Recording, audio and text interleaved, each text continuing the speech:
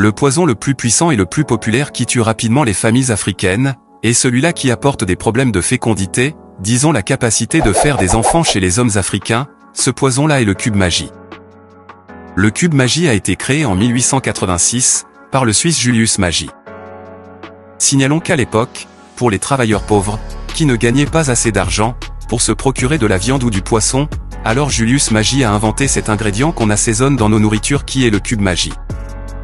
Le cube magie au départ était un mélange d'épices et d'autres ingrédients, pour compenser le goût du poisson et de la viande dans l'alimentation des ouvriers noirs.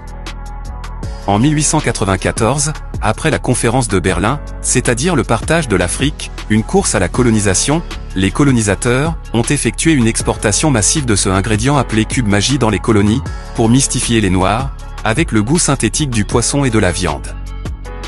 Après constat que les Noirs étaient pauvres, ce produit est venu être vulgarisé en Afrique qui affaiblit l'énergie sexuelle des hommes, en apportant aussi bien certaines maladies connues de tous. Notons que les Africains faisaient beaucoup d'enfants et pour les maîtriser il fallait un moyen pour réduire l'effectif pour qu'ils soient maîtrisables. Alors magie avec ses couleurs qui frappent au vu de l'œil, couleur rouge et jaune a été exportée en grande quantité en Africain pour concurrencer un autre produit dangereux qui existait déjà en Afrique appelé Coca-Cola. Depuis l'apparition du cube magie, environ 100 millions de cubes se vendent par jour en Afrique.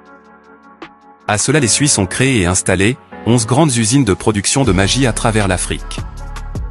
Avec plus de 40 variétés d'épices du cube magie, les Africains ont donc pris goût à ce produit sans en connaître la conséquence. C'est de là que le cube magie s'est fait une place dans le milieu de la gastronomie. Ils en utilisent dans toutes les nourritures, tous leurs différents plats, ils s'en servent pour des assaisonnements malgré tous les risques sur leur santé qui seront signalés plus tard. Avec les maladies comme les maladies cardiovasculaires, la maladie du cœur, les faiblesses sexuelles, les dysfonctionnements de l'érection chez les hommes, le diabète, le cancer du cerveau, le cancer des seins, le cancer des testicules, en gros quelques maladies que le cube magie provoque chez les Africains qui en consomment.